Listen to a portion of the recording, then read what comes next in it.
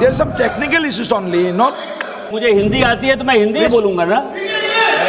आपके कहने से मैं अंग्रेजी नहीं बोलूंगा ना। आप इंग्लिश बोलने के लिए कहते हो, विदेशी भाषा है वो, यही मानसिकता है आप लोगों की। कोई तमिल बोलने के लिए कहे, कोई बांग्ला बोलने के लिए कहे तो मुझे गर्व होगा, क्योंकि वो हमारी भाषा है, भारतीय भाषा है। आप अंग्रेजी बोलने के लिए कह रहे हो। धन्यवाद सभापति महोदय। मैं भारत की सेना का, इस देश के प्रधानमंत्री का धन्यवाद देना चाहता हूं कि जिन्होंने पहलगांव की घटना के बाद अभी से शुरू हुआ ऑपरेशन सिंदूर करके पाकिस्तान को मुंहतोड़ जवाब दिया।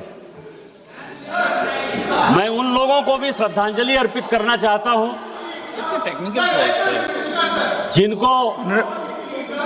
जिनको धर्म के नाम पर Honorable member, please sit down. We are working on लोगों को there are some technical issues only, not.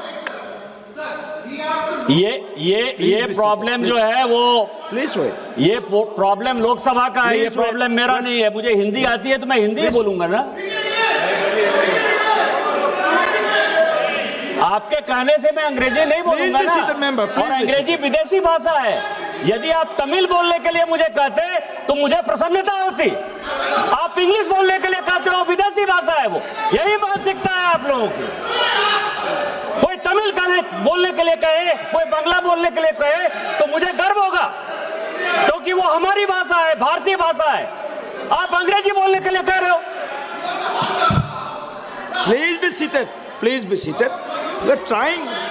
Work is going on. Please be seated. Some patience should be there, na? My honorable member, you are senior member of the house. Okay. No. You please be seated. Please be seated. Please be seated. Controversial होगा तो हटा देंगे। No controversy. Vanakkam से शुरू कर रहे हैं। वनक्कम से शुरू कीजिए। वनक्कम से ही शुरू करते हैं, या भालोबासी से शुरू करते हैं, किसी से शुरू करते हैं, बांग्ला से, तमिल से। मैं 2 दिन से सभापति महोदय,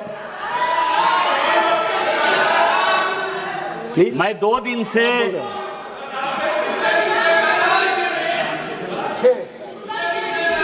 अरे मैं तो वही बोल रहा हूँ, थोड़ा सा patience please.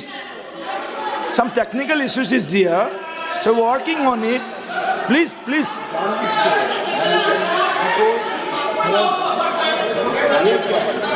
some repeatedly telling you that some technical issues is there. ये अभी work is going दिया।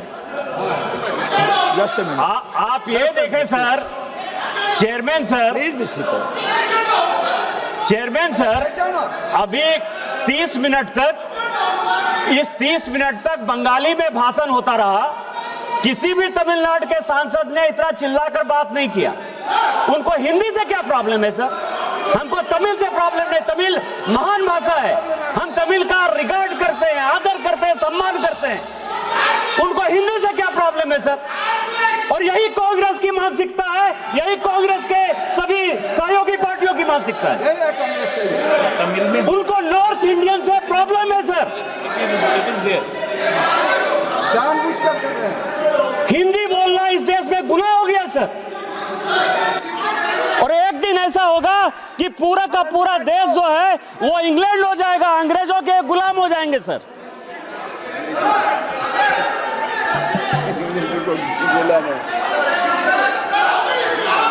सभापति महोदय,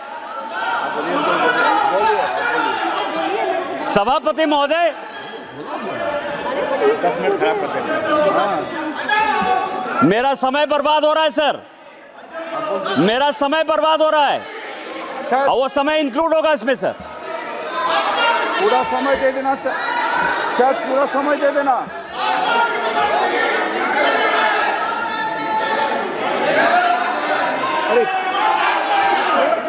आवाज नहीं आ रही है, मेरी भी आवाज नहीं आ रही है।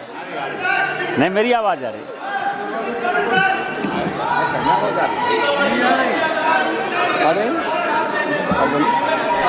तमिल और सुना ट्रांसलेट। क्या इनको तमिल का ट्रांसलेशन सुनाइए? आ रही है, आवाज आ रही है। आवाज आ गई सुनिए। Please be seated. अभी आ रहे हैं, आ गई प्लीज बी सीटेड। आवाज आ गई ना? आप सुन रहे हैं? ट्रांसलेशन पूरा कंप्लीट है। Tamil started. चलिए ठीक है। Maran ji, Tamil started. You can hear Tamil started. English is also coming. Please try to hear in Tamil.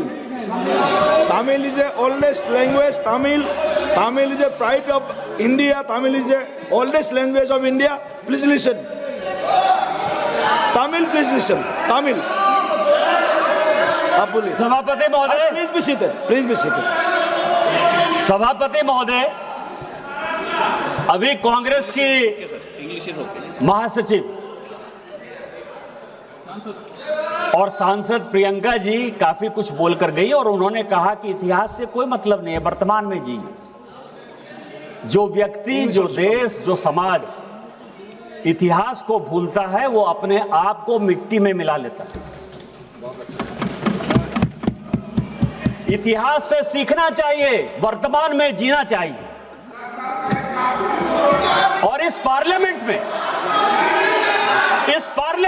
और इस देश में जिन दो चीजों पर बात होती है सभापति महोदय, हम लोग किस चीज पर चर्चा करते हैं? हम लोग या तो कश्मीर पर चर्चा करते हैं या चीन पर चर्चा करते हैं। इन्हीं दो चीजों पर चर्चा करते हैं। और प्रियंका गांधी और राहुल गांधी जी को लगता है कि नेहरू जी पर उनका एक स्टाम्प है।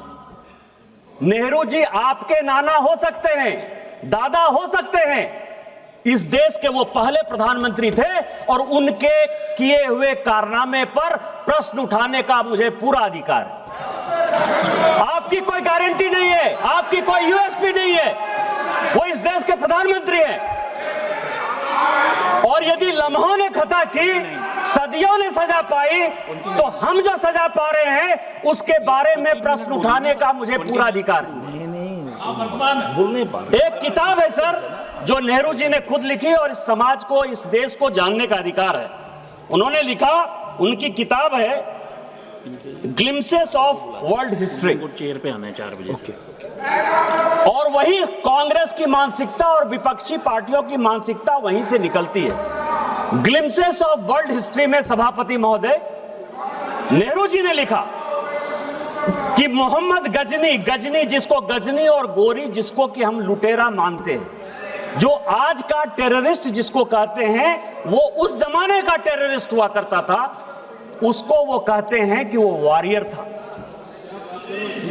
उसको वो कहते हैं कि वो केवल अपने अंपायर को एक्सपेंड करने के लिए आया था और उसने हिंदुओं पर कोई जुल्म नहीं किया।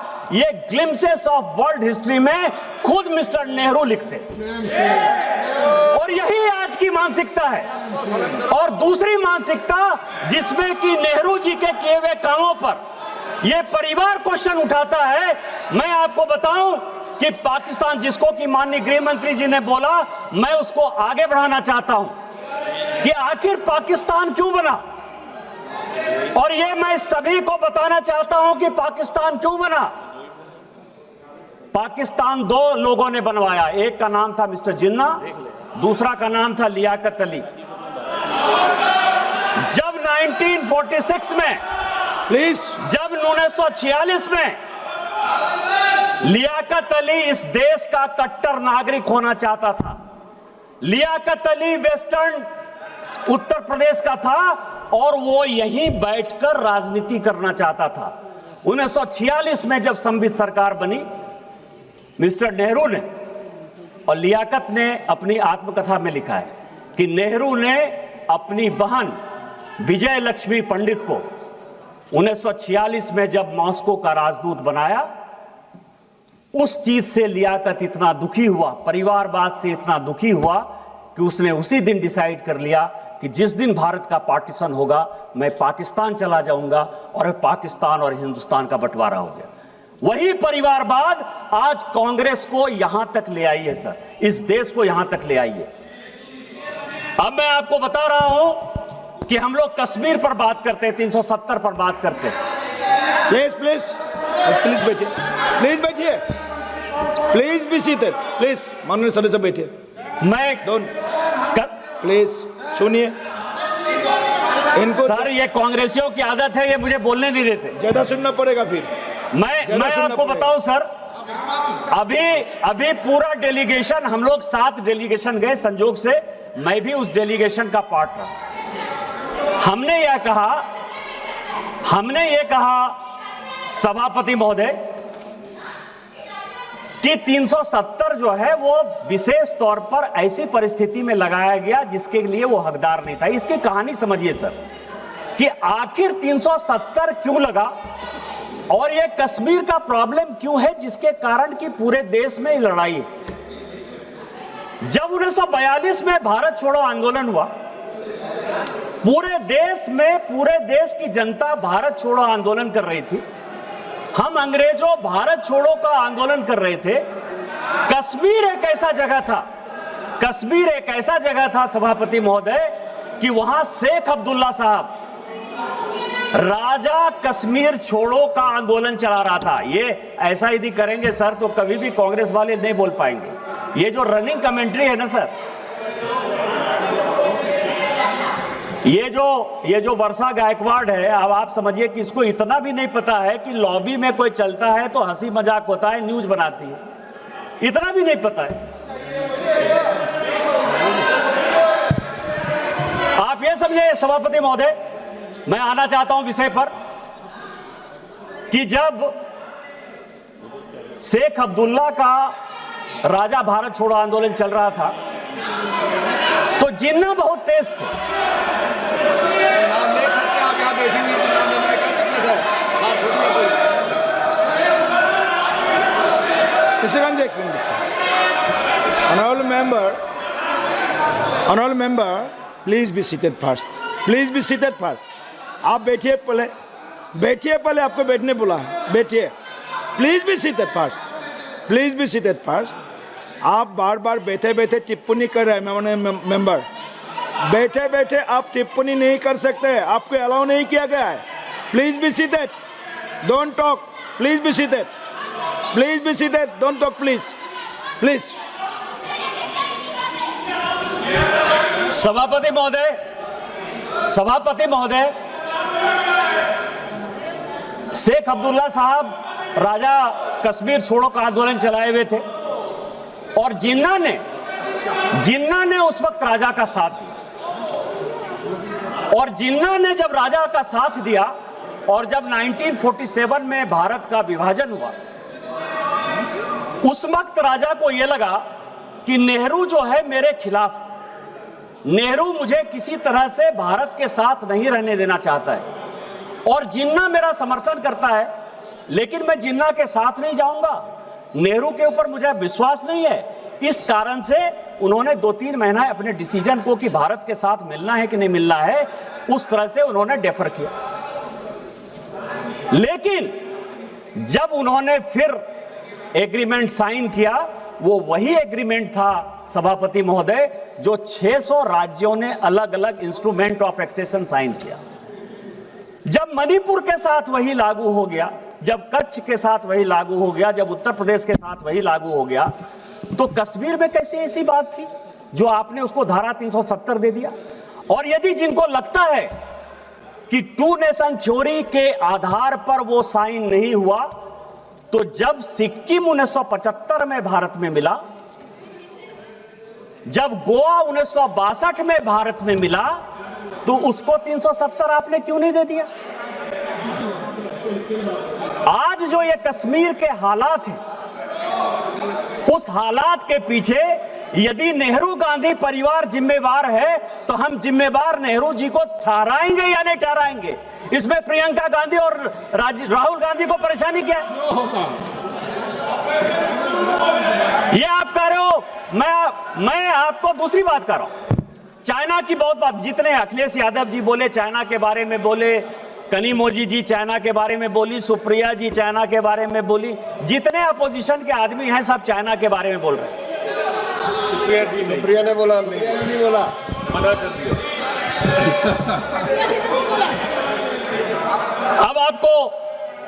अब आपको मैं बताऊं सर, इस देश में क्या क्या हुआ सभापति महोदय, 1985 का एक CIA का डॉक्यूमेंट हमने रिलीज किया, खुद ही ट्वीट किया,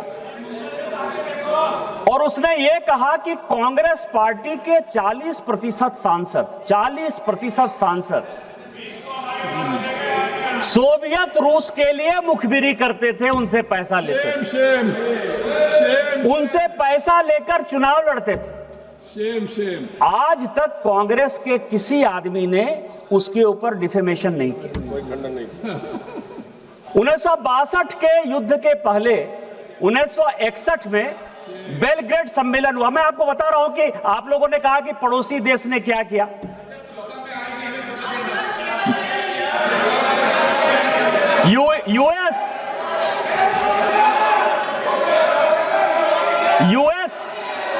यूएस और अमेरिका,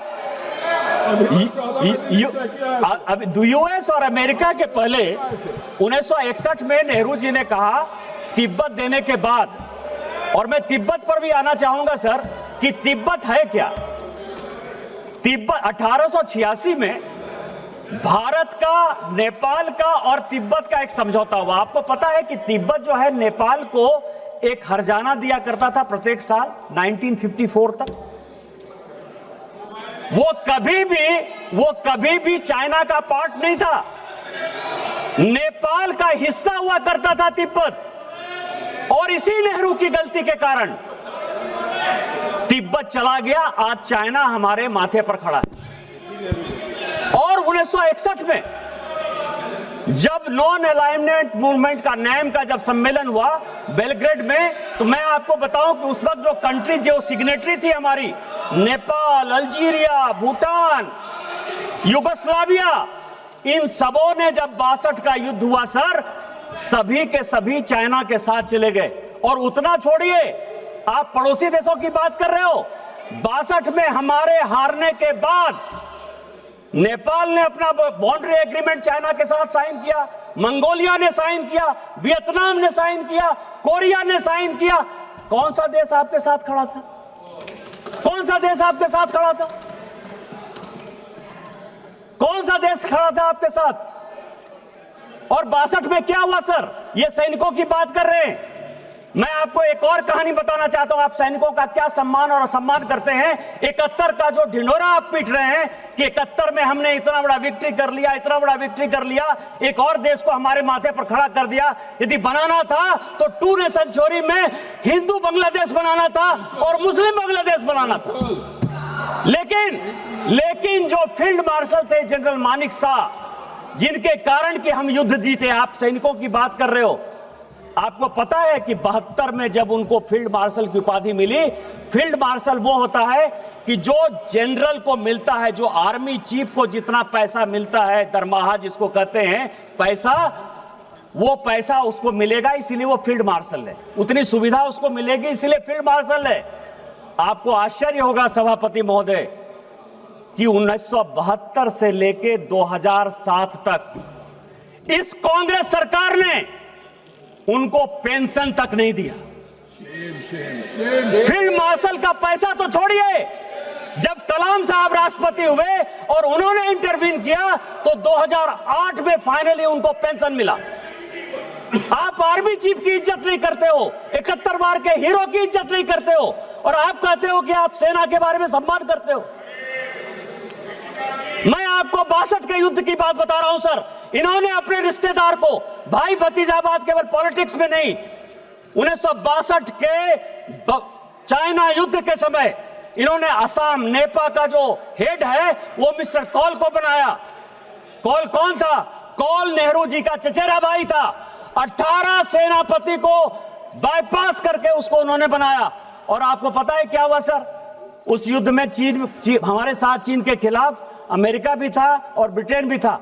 लेकिन आपको आश्चर्य लगेगा सर कि जो आकाशवाणी में जब नेहरू जी ने अनाउंस किया कि आसाम हमारे हाथ से चला गया, तो मिस्टर कॉल जो है भाग कर आ गए सर, और यहां रिसर्च रेफरल अस्पताल है धौला कुआं का, यहां जो है वो भर्ती हो गए अस्पताल में। आप किस तरह की बात कर रहे हो? उन्होंने अपनी किताब में लिखा सर, अनटोल्ड स्टोरी में, अनटोल्ड स्टोरी में लिखा, उसी मिस्टर BL कौल ने लिखा कि इंडियन एयरफोर्स यदि हमारा साथ देती तो शायद हम बच सकते थे, लेकिन नेहरू ने एयरफोर्स का जो है कोई भी उपयोग नहीं किया, जिसके कारण कि भारत के, उन्होंने अपने स्टोरी में लिखा।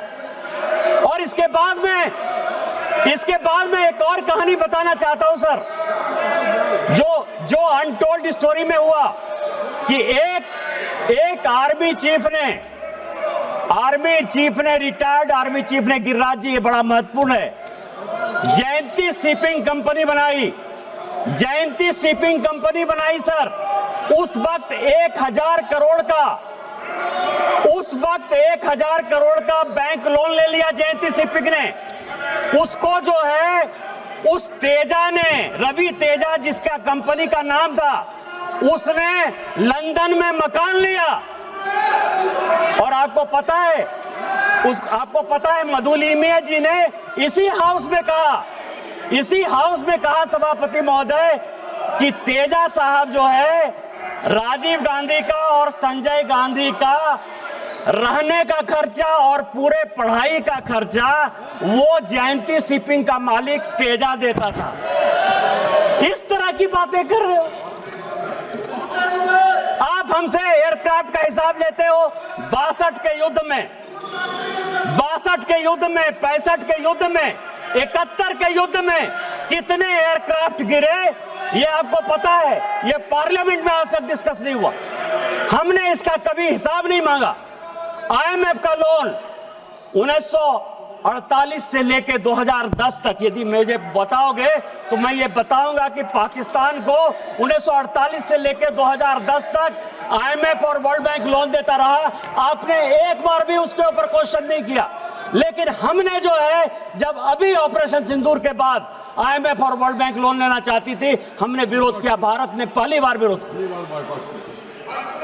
आप सुनना चाहते हो 65 के युद्ध में 45 एयरक्राफ्ट आपने लूज किया। 1971 के युद्ध में 71 एयरक्राफ्ट आपने लूज किया। आपसे कभी किसी ने हिसाब पूछा? हम देशभक्त नागरिक हैं। भारतीय जनता पार्टी का जन्म ही उसी से हुआ है। श्यामा प्रसाद मुखर्जी जी ने इस कश्मीर को बचाने के लिए अपना बलिदान दिया है। माननीय नरेंद्र मोदी जी ने 1952, 92, 93 में झंडा फहराने के लिए अपने जान की परवाह नहीं की। हमारे लिए एक एक नागरिक महत्वपूर्ण है। आतंकवादी को